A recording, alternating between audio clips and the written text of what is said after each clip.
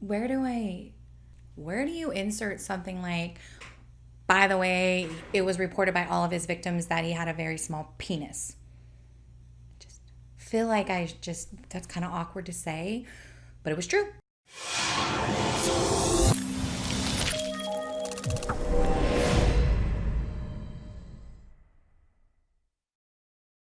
Hey guys, it is Melissa and welcome back to my channel. If you're new here, my name is Melissa Ellen and I do these true crime videos. My intention is to do missing persons, unsolved cases to try to help raise awareness. And every so often we're going to throw in a solved case. And today we're actually going to cover a serial killer, which is not something I do very often. I've only actually done Ted Bundy, and that was my very first video I ever put up. I really enjoyed it though, guys. I love research and I love digging. And lately we've been doing a lot of cases that there's so little information to work with that I kind of have to put it together and add commentary. And I like facts. So I'm really excited to present this case to you guys. The crazy thing about the Golden State Killer is that I thought that everyone knew who the Golden State Killer was. Well, I mean, maybe not everyone, but I was completely shocked when I was talking to my friends and family how many people, we live here in California, did not know who the Golden State Killer was. But then I mentioned some of his other names that he was known by, and they were familiar with that name. So in the Central California area in the 1970s, he was known as the Visalia Ransacker. And then in the late 70s in Northern California, he was known as the Eastside Rapist. And then in Southern California, he was known as the original Night Stalker. Now, we do know that Richard Ramirez became the Night Stalker, and then that's why when they put all these names together, he became the original Night Stalker, and then he had one name overall, which was the Golden State Killer, but that name didn't come until later into the 2000s. So I think that's why people didn't know that we're talking the same person that terrorized California in the 70s and early 80s. This man committed, literally, I want you to put these numbers together. Hundreds of people were affected by him. He committed over 120 burglaries where he broke into homes and ransacked. But not only that, he would move things. He would take things that weren't of value, making it uncomfortable. Because you imagine your house gets broke into and they ransack and go through, but only like some costume earrings are gone and some photos are moved, and you're just kind of wondering, what is this person doing? What are they taking and why are they doing this? He also committed over 50 rapes, and he would often go into their home prior and get to know their home. He stalked these people, stalked their neighbors, stalked people in the area. He knew them, and he may not have known their name, but he knew what was going on in their household and who was there, and he would target them. And then when he would get into their home, he would often empty their purse, get out their ID, often stealing their ID, but further terrorizing them because he made sure they knew that he now knew their name, and it added an extra level of fear. We're talking over 50 women, often teenagers, often young teenagers, were violently assaulted by him. Now, trigger warning, I don't go into much details, okay? So I'm gonna give you a quick gist of some of the things he did before we go further. And just know, because I don't want to talk about one victim, specifically what happened to them, I'm gonna give you an idea of what he did to majority, if not all, of his victims. With the young girls, he would often ask them questions. Again, we're not going to go into too many details. He would ask them questions about their sexual experience, knowing that usually they were virgins, making them uncomfortable, a power play on them, making them perform acts with him, and then often assaulting them several times over a couple hour period. He would make himself comfortable inside of their home, making a meal. And with the young girls, the entire time he would be asking questions, when are your parents coming back? Making them know that he knew that they were home alone. He also committed at least 13 murders. Originally, he was only credited with 12, but it has come out that he is credited with 13. And for over 40 years, this man was literally completely under the radar. He had bought a home in the early 80s in Citrus Heights, which is in Northern California, and he had been living there presumably the whole time. He might have moved at one point in time, but I mean literally just living in a normal home, living a normal life, completely not suspected by anyone. Now, I want to give you who he is because I like to do things in chronological order. And I know there's a lot of videos that talk about the buildup of who it could have been. And then at the end, you find out, which I think is fantastic. But I thought I would just do it a little bit differently so that way we can piece together where he was living at the times, because one of the things that he did was he made sure to continuously move around throughout the areas of California in order to avoid detection. And on April 24th of 2018, it was announced that the Golden State Killer, originally the Visalia Ransacker, the Eastside Rapist, and the original Night Stalker, was actually Joseph James DeAngelo. I want to say this now, and we'll talk about it throughout. Please do not be fooled by this elderly man who looks like he is feeble and sick and can't even walk, okay? I'm going to tell you guys some stories about the things that he did in order to avoid detection. And at the end of the day, I'm sorry you're old, but what you did, I have no compassion. And it appears that this is a game. This is a game he's playing because this is what he does. When they identified who he was, they did it via DNA. I'm going to talk about all of those details at the end of this video. In the time it took for them identifying, they were staking him out and watching him. So the week prior to him being arrested in 2018, they were watching him.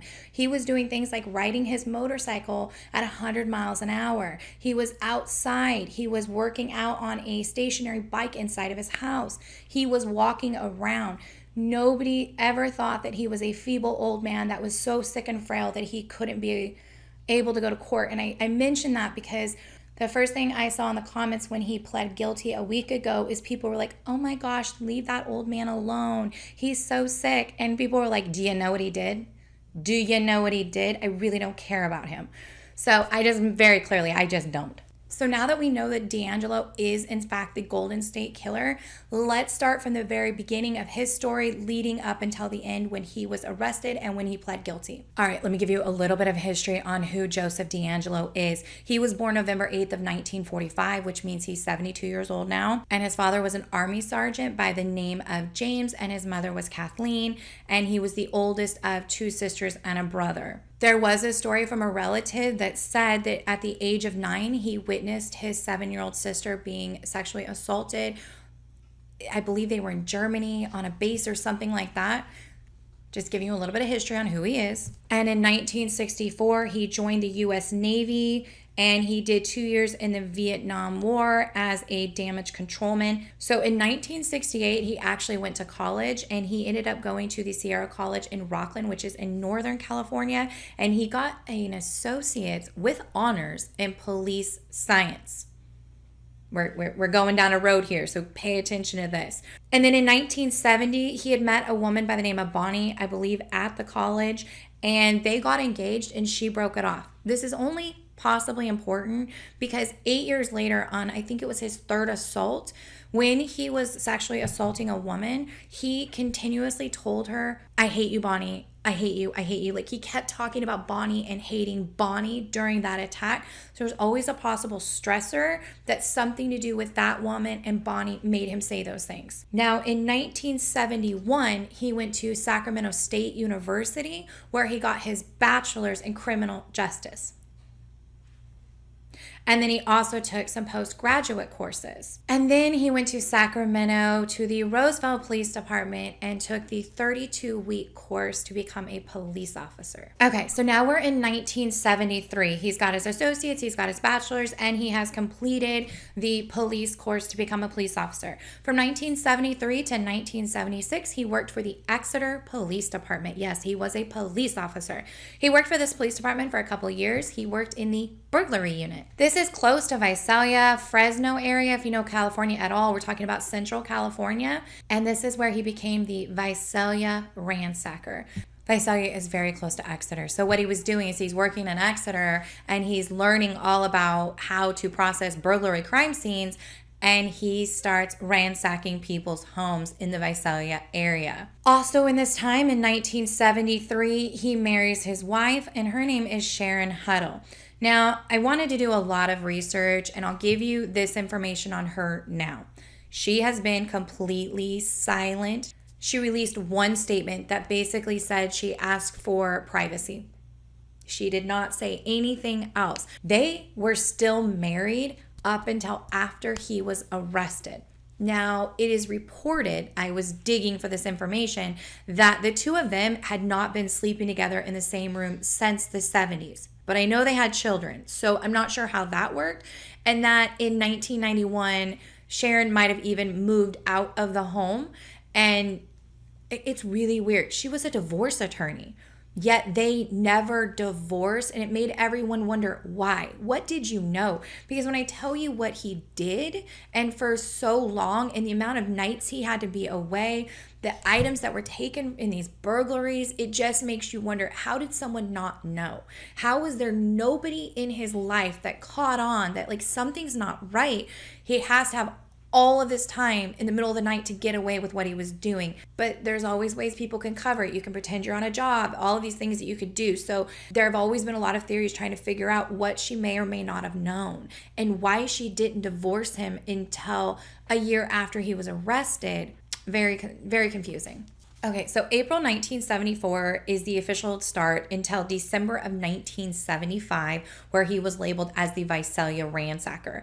In that time, there was one shooting, one murder, and 120 burglaries.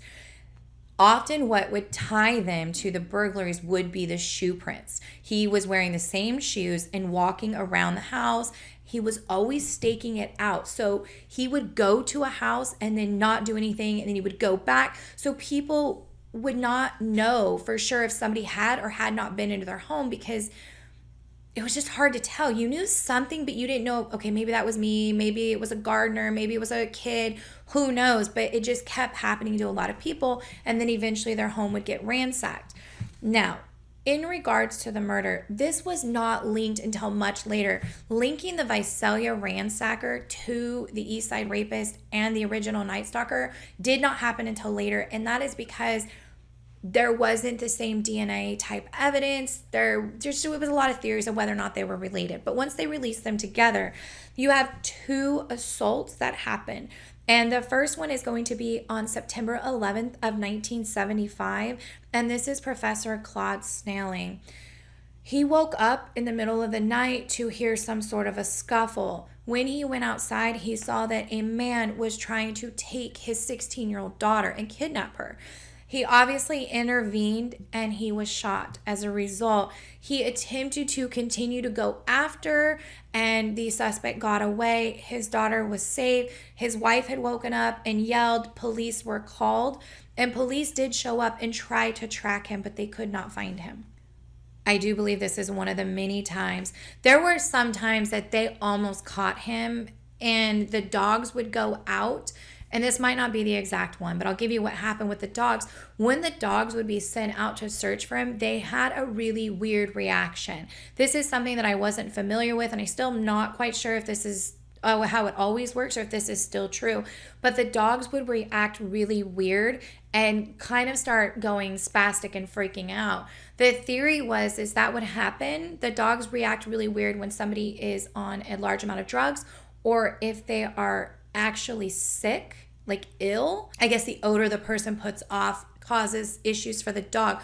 We're going to talk about in a little bit that we know for a fact that he was using dog repellent at some point. I just wonder if that's why the dogs were reacting so weird, but that's why they were never able to catch him when he would take off. And it also seemed this person was smart. We already know he was a cop, okay? He knew a lot about how to keep himself from being detained. On top of that, during this time, he's working for the Exeter Police Department. So he definitely, if he had been found on the scene, could have easily gotten away with it. December 10th of 1975, so just a couple of months later, officers were doing stakeouts in the area. So we knew that this murder had happened with Professor, and there had been all of these burglaries. We have the ransacker. They're doing stakeouts in the area. I've heard this a couple of different ways, but Officer McGowan was engaging in the stakeoff, whether or not he was in a garage, hiding, waiting, or whether or not he was walking into some grass area. He ends up in a grass area and he ends up following the suspect. He sees him. This is the craziest way that the Golden State Killer acted. And when he came across DeAngelo definitely knew what he was doing. So he immediately throws his hands up and starts screaming in a high-pitched voice at the officer, "Don't shoot me. I'm not doing anything. I'm sorry. Don't shoot me." I don't remember exact quotes, but he's basically throwing the officer off because you have this high-pitched voice saying, "Don't shoot me." And so the officer is going to obviously pause for a second. And he took that time to immediately turn around and jump the fence, showing that he was physically fit and obviously had some sort of training to know that he could jump a fence very easily. The officer follows right behind him, jumps the fence. He starts running. He's running in a zigzag motion. Again, something an officer would know. And he is putting his hands in the air, screaming, "Don't shoot, don't shoot, don't shoot me."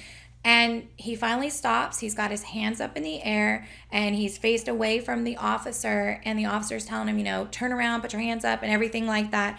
And again, he's using this very high-pitched, shrieky voice. And he's saying, "Don't shoot me, don't shoot me, my hands are up," which is going to keep the officer not wanting to just shoot at someone. They don't know what's going on with the person. And unfortunately, DeAngelo used this time to reach into his pocket with his left hand, turn around, and fire directly at the officer's face.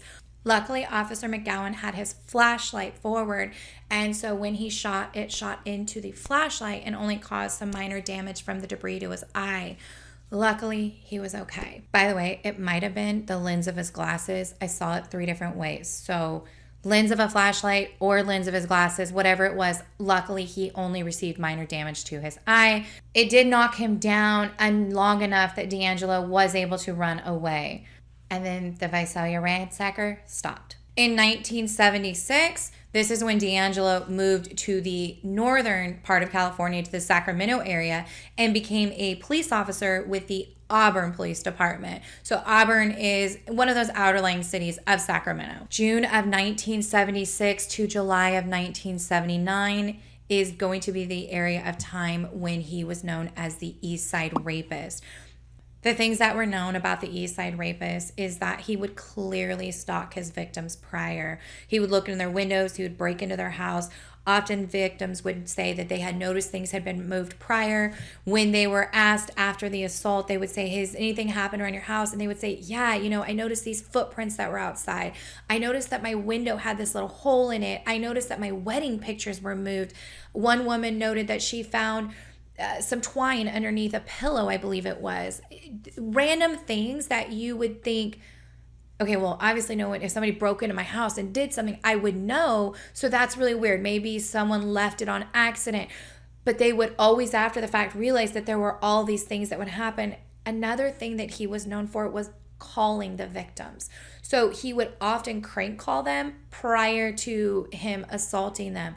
It's not known if he was doing this to see if they were home, getting to know the voices, maybe to see if someone else was in the home that he couldn't see, or maybe it was because he was planning to break in at that time. What is interesting is that he typically assaulted couples. And there's a lot of questions about why, because he started out with just women, and then it was couples, and then he ended with just a woman. There is a theory that and I'm going to tell you guys what happened as in Sacramento in a second, but there's a theory that when the Eastside Rapist got really famous and people were freaking out, women were going out and putting deadbolts, they were buying handguns, there was a lot that was happening. One of the worst things that were happening was the publicity warning women to not do anything to get themselves assaulted.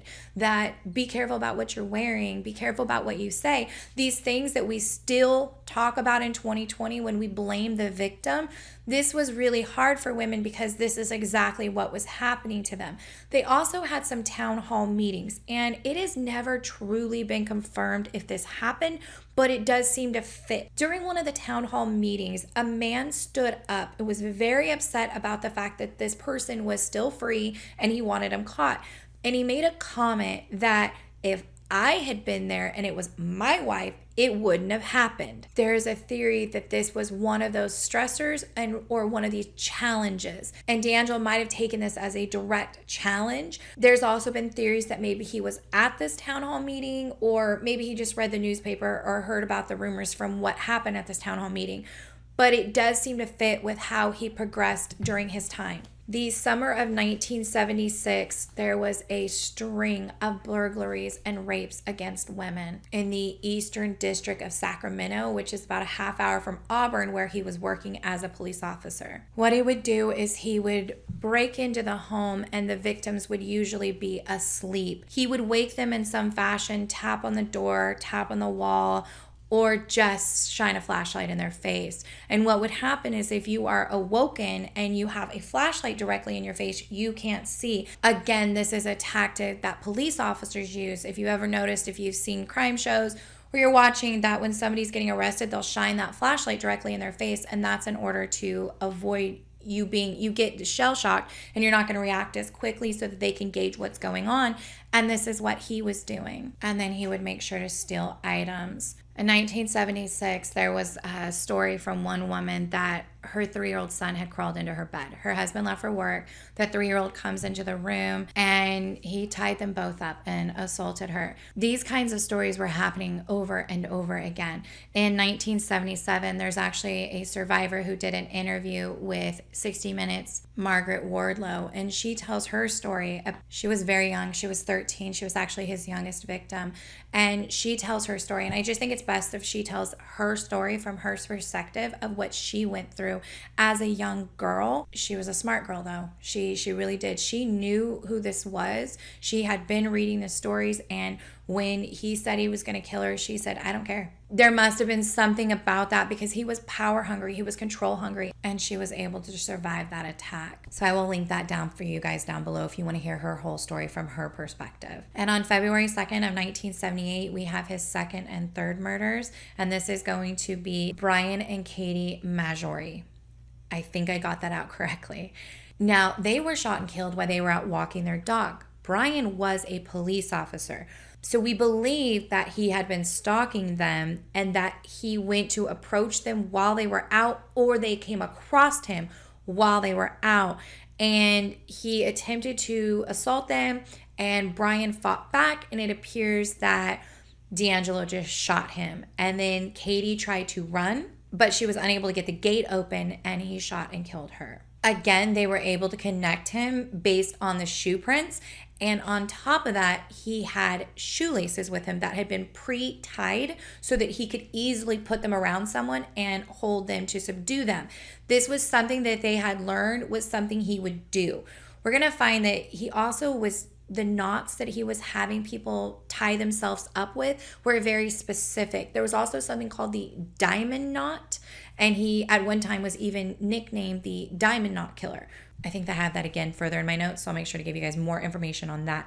It kind of made people think that maybe he had a nautical background. Someone even thought that maybe he could be a rancher of some sort, but now we know it was DeAngelo. He had a police background, and obviously he had learned how to do these specific knots. Now, a year later in 1979, so during this entire time, he's committing burglaries, he's committing rapes.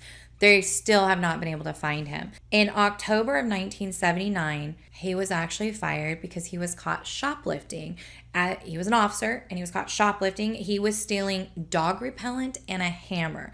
So I'm guessing this is why a lot of his items were never traced, because he was out shoplifting them. So there was no evidence of him purchasing these items. They said that when they confronted him with it, that he was just totally like, yep, that was me, bye, gotta go, and did not argue anything. He ended up being convicted of 6 months probation from that, and he immediately skirted out of the area.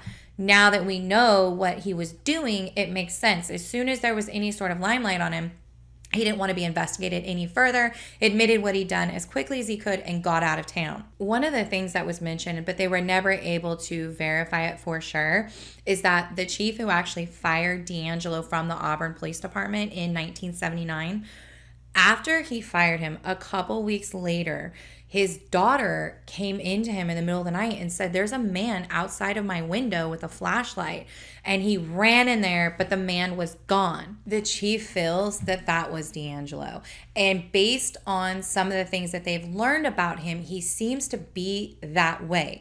Very defiant and if you challenge him, he has to be in control and he has to get back at you. So getting fired and then going to possibly assault the daughter or just scare her and make them think that the Eastside Rapist was after them.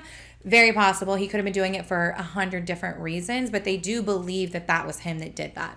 I know I said a few minutes ago, and I'm not going to record, so I'll put a pop-up over it. I know that he said that he was fired in October. He was fired in August. October 1st of 1979, he is now in the Southern California area, and he attempts to commit murder in that area. So now he's in the Los Angeles area, and he becomes known as the original Night Stalker. And he's going to be there from October of 1979 until his last murder, which was May of 1986. So 1979, October 1st, he attempts to break into a house. When he gets into that house, the woman starts to scream. This happened to alert the neighbors. The neighbor was actually an FBI agent. They ended up in a pursuit, and again, DeAngelo was able to get away. It starts to become very obvious that he knows way too much about these areas. He was using all his knowledge of the geographical territory and the terrain and everything around him to think of ways to get away that they weren't able to think of quick enough. He was a very smart person when it came to police tactics. They were able to tie this attack to the murder that happens a couple of months later, based again on shoe prints and some of the rope and twine that was found in the area at the attempted attack. And on December 30th of 1979 is when he attacks and kills Deborah Manning and Robert Offerman. A couple of things that were interesting about this attack is that they found large dog prints, and they theorized that he might have even brought a dog with him. And then again, he does these attacks. He assaults the woman. He ties up the man. He puts plates on top of the person who's being subdued so they can't get up at all. And then he attacks the woman, and then he still ends up killing them both. So then the man or the person he had tied up had to listen to what happened, and then they're ultimately killed. It is like a level of torture because this would go on for hours. He would make himself at home inside of their house, often bringing a couple of beers with him or drinking their beers, making himself a meal, going through their cabinets, ransacking their house, but like not really taking anything of value, just a few little things here and there, just to purely torture them. And then often returning to continue to assault the wife or the female inside of the home. Now in 1980, so right after this attack, he does purchase a home in Citrus Heights, California, which is back up Northern California. And it's actually about an hour and a half from Auburn, where he was working as a police officer. But we're back up in Northern California. He purchases a home. He owned this home up until he was arrested 40 years later. Okay, he owned this home. I don't think he lived there the entire time though. March 13th of 1980. So remember, he's bought a house up in Northern California, but this is going to be still in Southern California, where he's operating as the original Night Stalker. March 13th of 1980, we're in Ventura, California. That is going to be about a half hour from Santa Barbara, where the last attack happened, and we're still kind of in the Southern California area. Charlene and Lyman Smith, I believe I have his name correctly. It was said a couple of different ways. Same thing. She was assaulted, and this time they were actually beaten and bludgeoned by a log from a log pile that they had in their yard. One of the things he also did was try to throw off. So using a log would suggest that the killer didn't bring a means to kill. And so therefore you often think it's a botched robbery, which seemed to be something he was constantly trying to stage. Throughout his attacks where the victims did survive, he told them all different things about himself that would just never seem to match. So it definitely seemed like he was trying to throw them off. He would just continuously say different things. He would move things around. He would use different weapons, constantly trying to make it look like it was a botched robbery. But the one thing he was doing is these knots that he was using on the victims that were obviously tied together, the shoelaces, the footprints. Like, these are all things that he's not thinking about that are linking him together, obviously. but he would try to say things and use different things within the house. So he actually bludgeoned them with a log from the log pile. He used that unusual diamond knot, and for a moment they were calling him the diamond knot killer before they realized that it was actually the original Night Stalker that was doing this. A couple of months later, on August 19th of 1980, he attacked Keith and Patrice Harrington. This is where they considered that there might have been a medical connection because he was actually a medical student and she was actually a nurse. In another case, they had someone who lived next door to a doctor. We had someone who was pregnant. Some of the women that he assaulted, he did not care that they were actually with child. I know. It just gets worse. Like the fact that we don't all know who he is, like this man is horrible. This is why I have absolutely no compassion for him. Something to point out, because I do like when something does come out, because this couple they were young newlyweds. They had only been married for 3 months. They had such a beautiful life ahead of them. Keith's brother, Bruce, actually ended up spending over $2 million helping get California Proposition 69 put into place. And that was the proposition that authorized the DNA collection from felonies and certain crimes. So if you get arrested for a felony or certain crimes, they actually will take your DNA. And that is a right that they have to do. Even if you're not convicted, if you get arrested for a felony, they can take your cheek swab. And that DNA does get put into the CODIS database. And this is where we are able to solve a lot of crime. I know people have problems with that. I just don't. I don't. And I'm probably never going to do the research to see why people have a problem with that. I know it's privacy, but you committed a crime. Maybe you were falsely accused of a crime. So maybe that's when people don't care. But again, like, have my DNA. I know a lot of people disagree, because when I tell you how he was caught, there's a lot of controversy on how they obtained this DNA match. And I'm open to understanding why people have a problem with it, but I personally don't. Again, a couple months later, February 6th of 1981, we are in Ventura, California. Again, we're still kind of in the LA area. He's making sure that he's venturing around LA, and a woman by the name of Manuela Wilholm. Again, I'm not really sure I'm saying her name correctly. I apologize. Her husband had actually been at the hospital. So again, he stalks them and he's been attacking couples. And so it was kind of interesting and intriguing to investigators trying to figure out why he attacked her when she was alone. But her husband had been admitted to the hospital unexpectedly for a severe stomach virus. So it might have thought that she wasn't home alone. So when he came into her home, he attacked her, and her husband tried to get a hold of her the next day and was shocked to find out she wasn't at work when she didn't show up to visit him. And then that's when he had her mother go to her home and found that she had actually been attacked. There was a screwdriver that was left behind, and then which made them think, like, that's really interesting that somebody would come to attack and not have a weapon with them, making them think that maybe it was someone she knew, like maybe she was having an affair, which absolutely was not happening. And nobody believed that even for a second. That was not something within her nature, and that maybe something had happened and that person attacked her. On top of that, they found that a TV was out in the corner of their yard, making it look like maybe it was supposed to be another botched robbery. But quickly they knew that no, this was in fact the original Night Stalker. When they talked to her husband, because remember, he's not there that night, unexpectedly, they asked him, did you anything prior? Did you notice anything about your house? And he said yes, that at some time prior, he had noticed that there was footprints that went all the way around his entire house. He thought that was really weird. It went from window to window. And so officers asked him, like, just by chance, do you think you could try and draw what the footprint looked like? And he did, and he drew, and it had the small circles. I saw that it was Converse, which would make sense because that is what the bottom of a Converse looks like, if I recall correctly.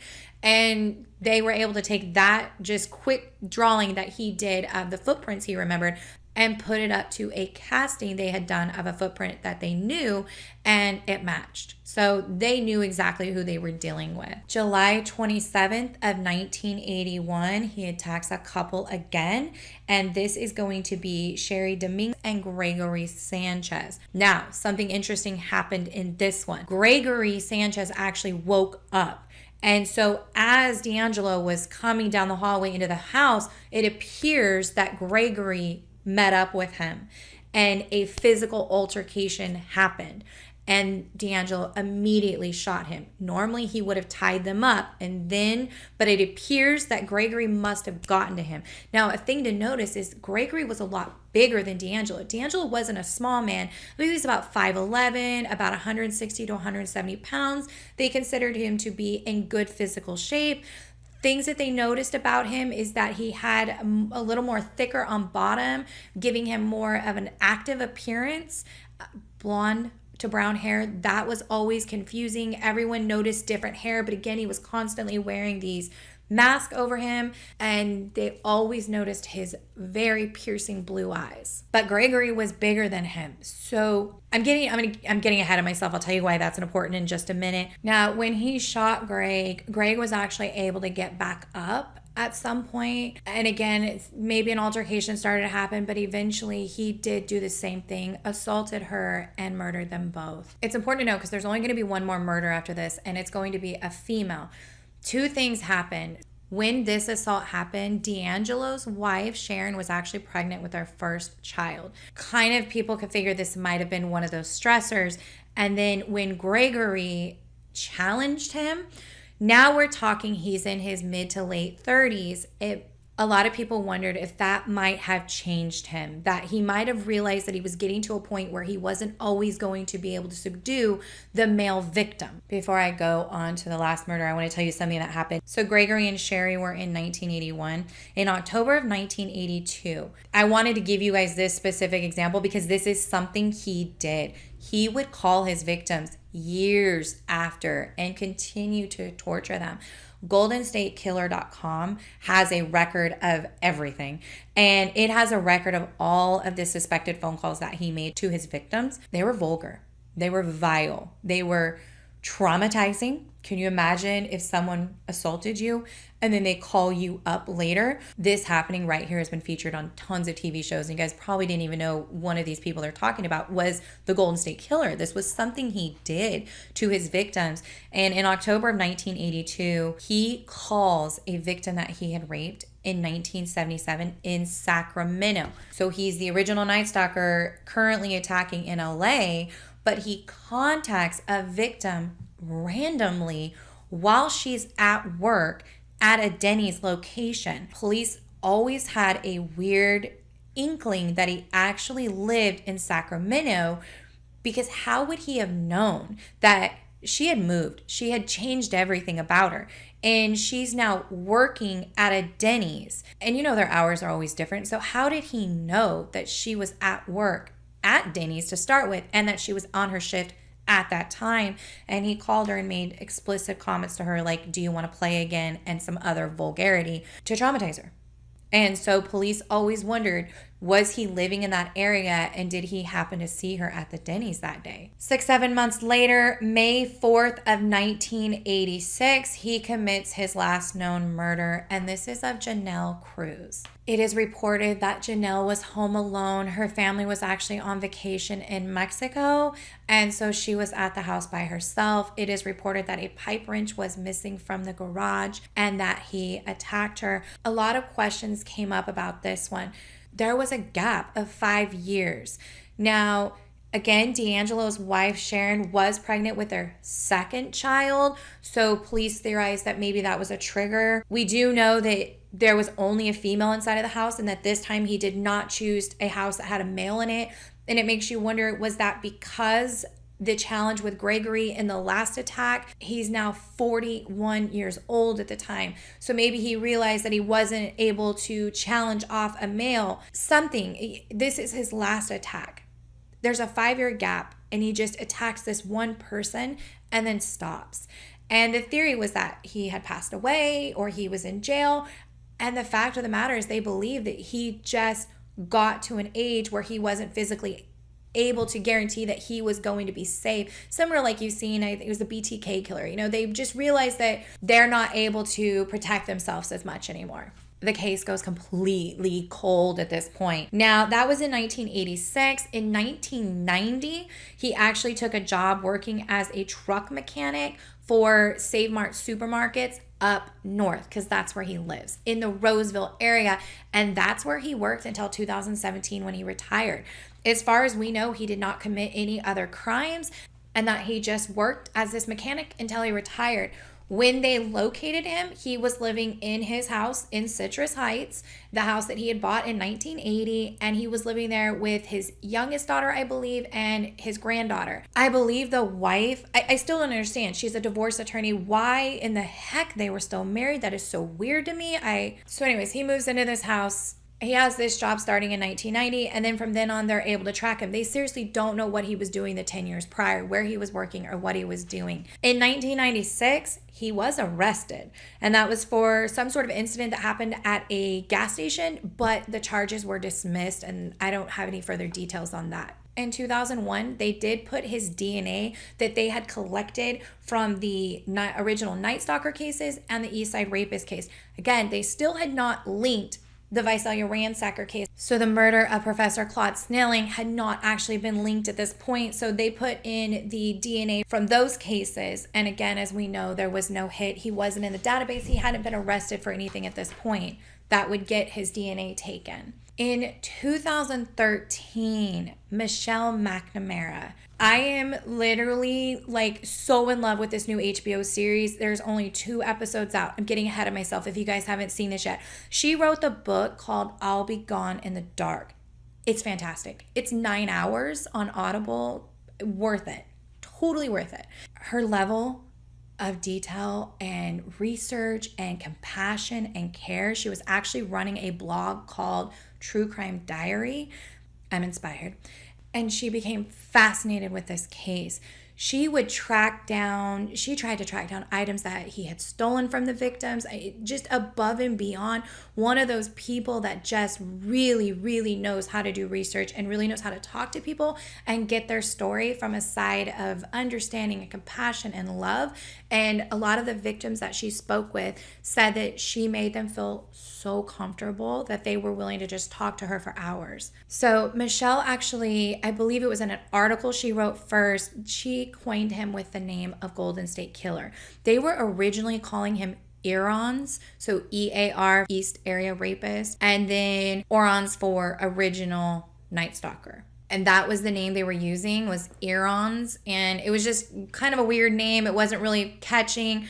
And so she had actually dubbed him the Golden State Killer. And again, her book is out.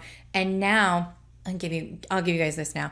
She actually passed away in 2016 before the book could even be published. And her husband actually finished the book and put it out for her. I will put up a picture of him. Why can I not remember his name off the top of my head right now?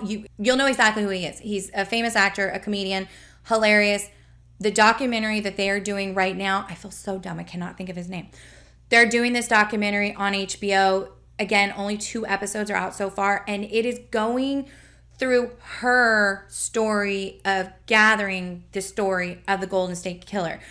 It's really, really good. And it's got a lot of information about the Golden State Killer and a lot of information about her and about gathering the book. It's heartwarming, it's funny at times, and it's edgy, and it's totally emotional at times. Like the beginning of episode 2, I was just like almost petrified because they were playing some audio recordings that the Golden State Killer had left on people's phones. Don't listen to that at about 11:30 at night. Really hard.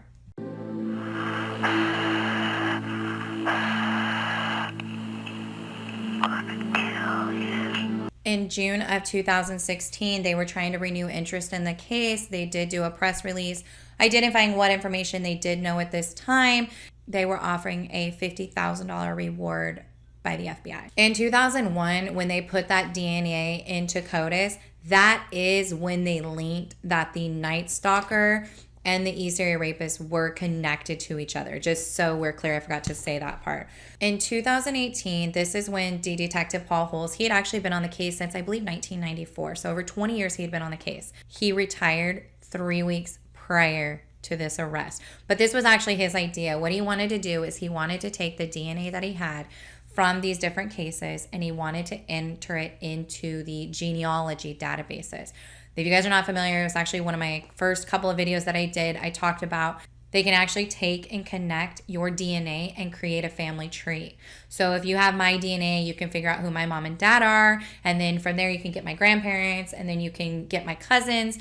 And so he wanted to take and put the killer's DNA into this database. The way they do this, and this is why people get all upset about it, I really don't understand, like, it's a killer, is they actually have to pretend that they are somebody. So they put that they are John Smith, and they upload this DNA as if it's their own. And then as a result, these DNA databases will give you back matches.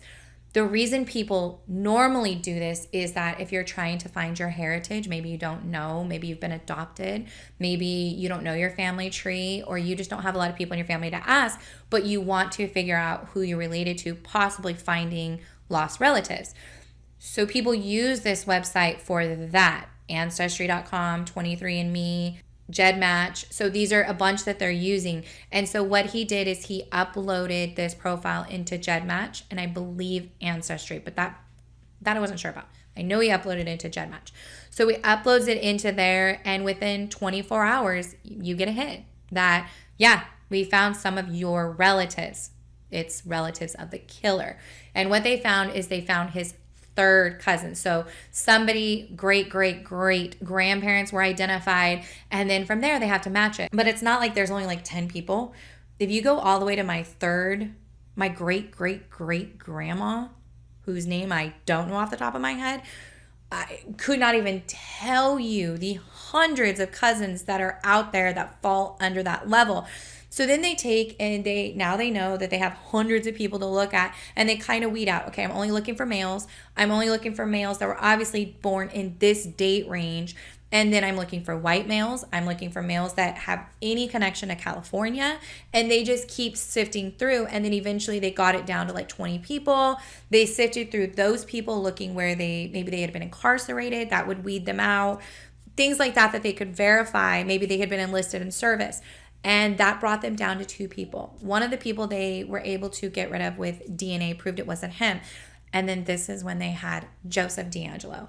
And what they decided is that they knew that if he was anything like himself that he was when he did these crimes, they had a feeling that he might be confrontational, he might be a flight risk, he might self-harm, and they wanted to make sure that they got an arrest. So the first thing they did is they went and they started watching him, and they decided to go to his door handle and swipe it and get DNA. They ran that, it matched. But the door handle, that's a little hit and miss. You don't want to like arrest someone and then them get out because you don't have a solid enough case. A lot of people ask, why didn't they just get a court order for the DNA? They did, but there's 2 different ways you can get DNA. Go right up to the person and ask for it, or get it secretively. Because if you ask for it, then you have to walk up to the person, get it, and then you have to walk away and wait for the test to be ran. But if you already have a conclusive positive, then you're good to go. So they do the swipe, that's proven, but that's not really solid enough. They're not really sure they want to arrest him yet, because it might not be solid enough to hold him. So then they waited until he disposed of a Kleenex that they saw him use, drop it in the trash can. They picked that up, and then they were able to run that DNA, and it matched. They watched him for an entire week, okay? Watched him. He was doing things like riding his motorcycle down the freeway at 100 miles an hour. He's working out on his exercise equipment. The day that he was arrested, earlier that day, he was out in his garage, apparently building a table. So this man was very active in the area. Just because you're seeing his photos and you're kind of like, he's so old. I believe, as does the detective, that he is faking. So to see him wheeled into court was such a dramatic change from the man that was seen for the entire week, directly observed for the entire week before, that there's no question he is trying to play a game. This guy has always been about self-preservation, and now that he's been caught, he's trying to minimize his current set of circumstances by portraying himself as this feeble old man. And he's not. He's a very physically capable male that is a very dangerous individual. Because they were afraid that he was a flight risk or confrontational, what they did is they just watched him They got everything in line, and then they waited until he was out working in his yard, and they rolled up on him, shocked the crap out of the neighborhood who did not expect this, and they arrested him. The neighbors in the area were split. You had some neighbors who said that he was totally kind, that his granddaughter lived there, that he would take him to eat, like he was a nice person enough. You have other neighbors that said that he was known as the freak, that he would be out in his yard yelling all the time, and he was just always angry. He was very OCD. Everything had to be in place, kind of like the grumpy old man on the block that gets mad if you touch his grass. That was kind of the person they said that he was. But by all accounts, absolutely nobody had a clue. They were literally shocked. Not surprised, like, oh, okay, like, what?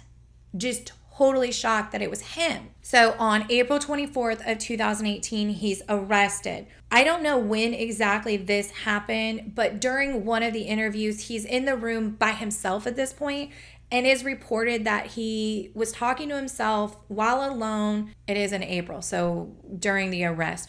And this is what he says. I didn't have the strength to push him out. He made me. He's talking about someone by the name of Jerry in his head. He went with me. I was like in my head. I mean, he is a part of me. I didn't want to do these things. I pushed Jerry out and had a happy life. I did all those things. I destroyed all their lives. So now I've got to pay the price. Just remember, he knows it's being recorded, and he played so many games in order to not get caught, terrorizing victims for years after he assaulted them, keeping their IDs, just everything that he did. I'm not falling for it.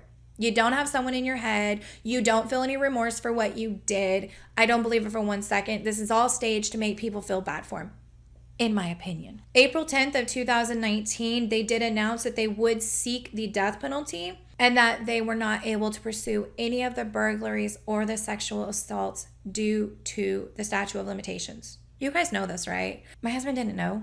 He really didn't understand that there really is a statute of limitations, or was, on a lot of these crimes.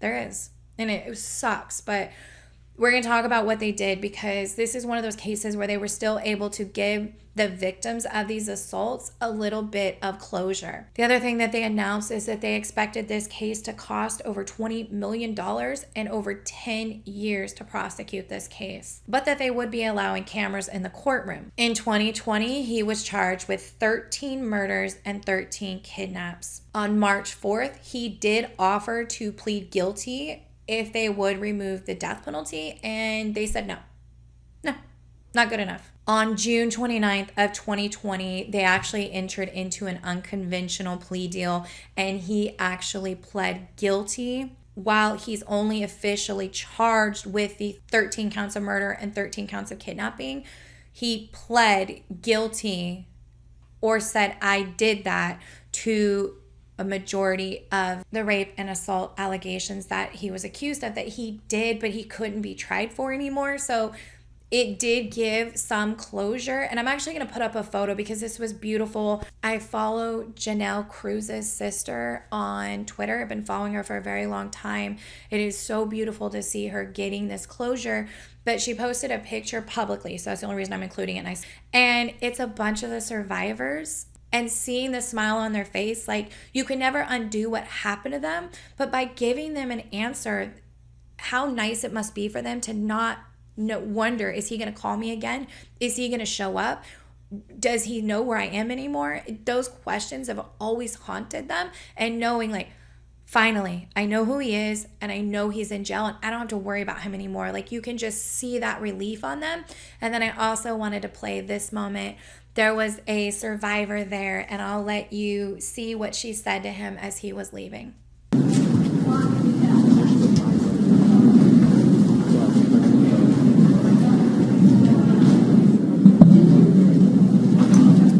Did you not tear up? Because I totally teared up when I watched that. Like, it just, just seeing that moment of her getting to say, like, ugh, you don't own me anymore. You're a piece of shit.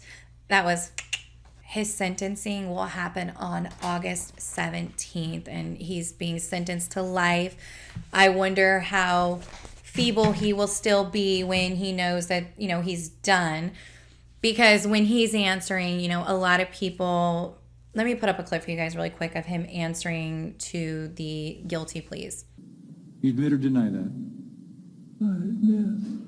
As you can see, he is coming across as severely elderly, like he's trying to make a play that he should be released. And not happening, man. You're only 70, okay?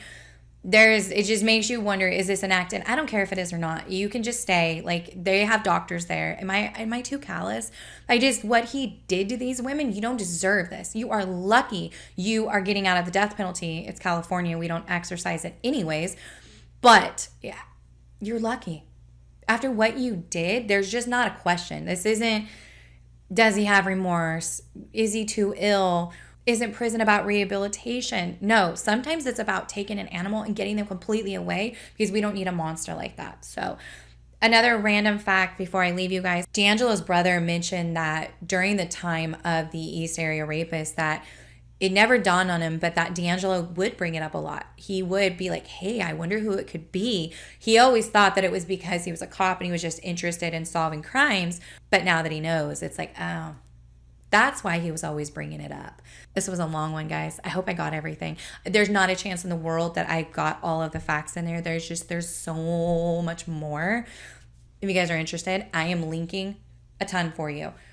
The book, I'll Be Gone in the Dark, is amazing. The HBO series, you can also watch it on Amazon Prime. Or I don't know if I pay extra for that. I don't know. It says it's included with my Amazon Prime. Whatever, I have Amazon Prime and I can watch it for free. So I will link that for you guys below.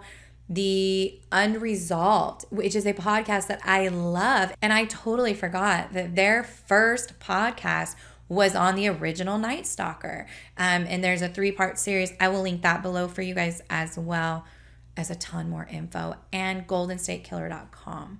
And then there's a couple of YouTube videos that were done. Kendall Ray did one a year ago. And then I also saw that Brooke McKenna did one. So if you like her sweet kind of ASMR voice, she has a good video on the Golden State Killer too. And I will leave you guys with that. I have no idea what is for sure coming next week, so I can't even give you guys a preview because this is all I have been doing. On my last video, I did talk about a little girl who went missing in Bakersfield. We do have the affidavit of what happened to her. I'm going to go back and link it under that video. I don't intend to do a video on what happened to her. This is too close to home for me. I kind of know people in the family. I'm not comfortable. It's a brutal, sad story, but I want to mention that because if you guys want to go take a look, and if you are financially able to, if you're able to donate to the GoFundMe, I completely appreciate that, but again, it's not required. So that's all I have for you guys. I'm so like, whoo, did we get it all? I hope I said everything. Okay, I say this at the end of every one of my videos. Hug your babies and hug your loves. Life is literally precious. Enjoy every minute of every day. I love you guys, and I'll see you in my next video. Bye.